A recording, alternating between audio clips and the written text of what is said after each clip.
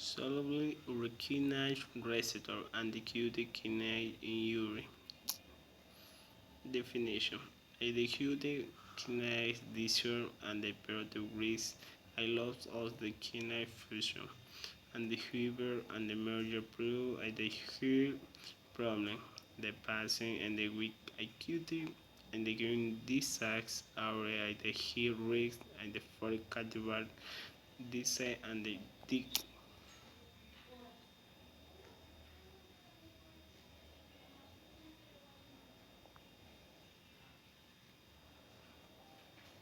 Hello, thanks for stopping by today's video where we're going to be discussing acute kidney injury or also acute renal failure. And we'll talk about the differences in a little bit.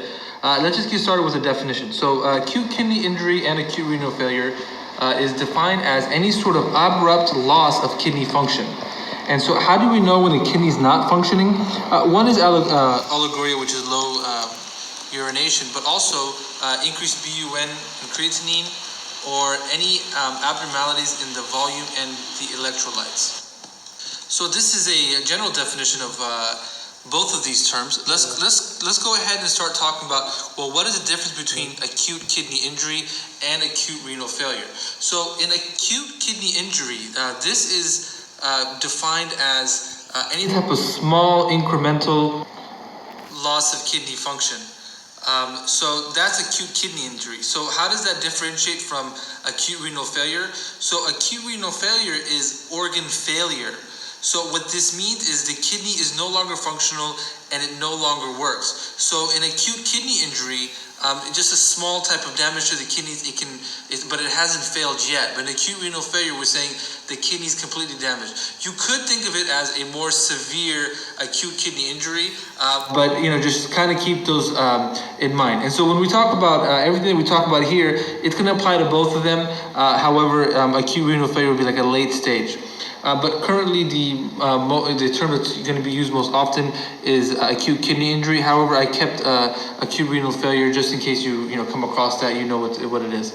So let's talk about the pathogenesis or the pathophysiology here of how this acute kidney injury or acute renal failure works. So it's divided into three different categories depending on where it affects the kidneys. Pre-renal, which is before the kidneys. Intrinsic, which means the kidneys itself, so somewhere along the nephron or the glomerulus.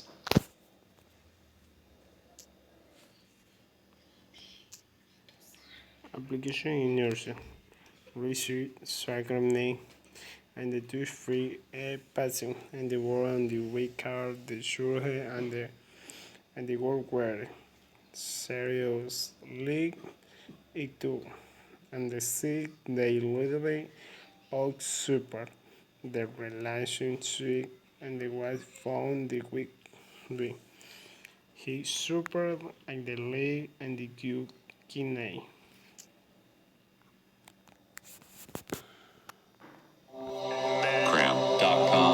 Okay, so welcome to another MedCram lecture. We're going to talk about acute renal failure. And for that, I'm going to sort of bring up our Chem 7 again. We talked about this before. You remember, you'll see this a lot. It's standard. We have sodium, you've got potassium, you've got chloride, you've got the bicarb, and we're going to talk about the BUN, the creatinine. Okay, so that's this third column. BUN should be referred to as the BUN, never call it the bun.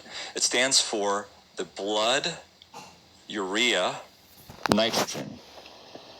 Okay, blood urea nitrogen, and the CR is simply creatinine. Okay, so blood urea nitrogen and creatinine. So these things have to do with acute renal failure, but let's get into a little bit about what they are and where they came from. And as you know, when you're talking about energy, you remember something from biochemistry called the Krebs cycle. Krebs cycle. Okay, and it goes around and around. And you remember what went into it first? There was this thing called acetyl-CoA. Okay, and it was basically two carbons went into acetyl-CoA, and what came out of Krebs cycle? ATP. You had these reducing agents, NADH, FADH2. They went into the electron transport chain, down the electron transport chain, and you got ATP. Okay, so basically you need to have two carbon units to get into this Krebs cycle. Well, let's talk about what are the three different types of energy sources in the body. There's three types. We know that there's carbs, okay? And carbs are usually 6 carbon chains, and 6 carbon chains get broken down into 2 times 3 carbon chains, and then remember, one of these carbons comes off in the form of CO2 during glycolysis, and then you've got a 2 carbon chain, and boom, you're ready to enter Krebs cycle. The other one is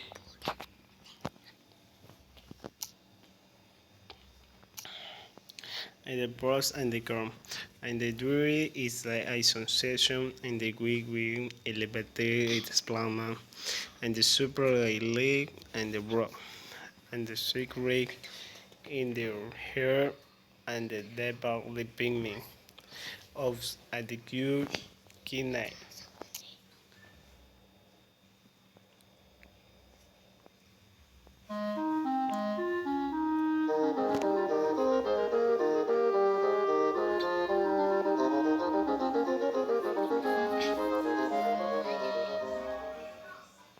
In this final video on acute kidney injury, I'll be discussing treatment and complications. The learning objectives are to list the treatments of AKI for common etiologies, to describe common complications of AKI, including acidosis, electrolyte disturbances, toxicity from supratherapeutic medication levels, fluid overload, and uremia, and last, to determine when it's appropriate to initiate hemodialysis. Hopefully, this slide looks familiar from the first video in this series, in which the etiologies of AKI are listed within the pre-renal, intrarenal, post-renal framework. I'm going to use this same framework to discuss approaches to treatment. First are the pre-renal etiologies. These were etiologies of AKI that were related to changes in hemodynamics. So, as a general principle, treating them requires correcting hemodynamic derangements. If cardiac preload is low, that is, if the patient is dehydrated, give them IV fluids. If preload is too high, which would be most commonly from heart failure, administer diuretics. If low contractility from heart failure is also a problem, give afterload reducing agents such as hydralazine, but not ACE inhibitors as they can precipitate AKI. Patients with low contractility may or may not also require inotropes such as dobutamine. For hepatorenal syndrome, the most important thing is to treat the underlying liver disease, if at all possible.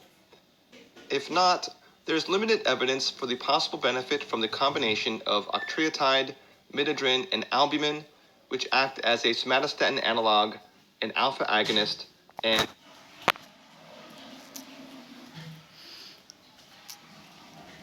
You should apply the two equal in the clinical practice in the method at the further lighting and the clinics at this are limiting and the do measuring urinary protein hexagram and the calcium and the stigma and the glomerular filtrum rate.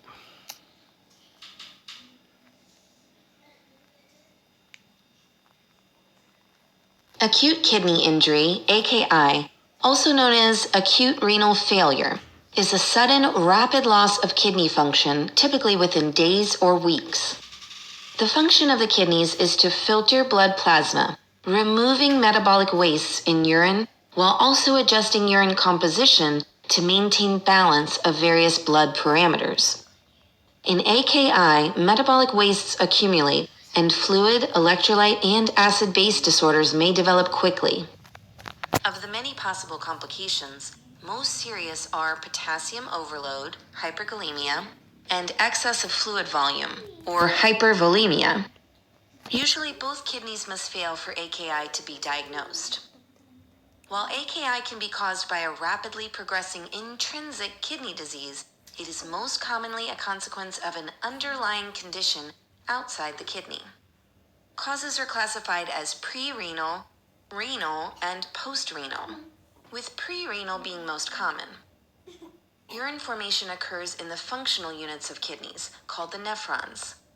Blood enters the nephrons via the afferent arteriole, passes through a ball of capillaries called the glomerulus, where filtration takes place, then leaves via the efferent arteriole. blood pressure inside the glomerulus must be high enough to enable filtration. This is achieved by having the afferent arteriole significantly larger than the efferent arteriole, creating a blood flow with a large inlet and small outlet. Prerenal AKI is usually due to an inadequate blood flow to the kidneys. Major causes include extracellular fluid volume depletion and decreased blood pressure, both of which reduce the glomerular filtration rate. Normally, autoregulatory mechanisms within the kidney, which dilate the afferent arteriole in response to volume loss, can compensate for a certain degree of low blood. Conclusion. It delays the plans and the super, a level at the way I success, and the way incident and the acute, kindle the sick and the more and the rapper and the Brixie in the he free in the people in the will normal the kidney function. Hey everyone, in this lesson we're talking about acute kidney injury or AKI. So what is an acute kidney injury? Well, it is an abrupt and usually reversible decline in glomerular filtration rate, GFR. It leads to elevated BUN or blood urea nitrogen and creatinine levels. Now the definition by KDIGO is one of three definitions. One is it's an increase in creatinine of greater than or equal to 26.5 micromoles per liter within 48 hours. The second definition is an increase in creatinine of greater than or equal to 1.5 times the known baseline occurring within the last 7 days. And the third definition is a urine volume less than 0.5 milliliters per kilogram per hour for greater than 6 hours. So if you have one of these definitions, you've got what we call an acute kidney injury or an AKI.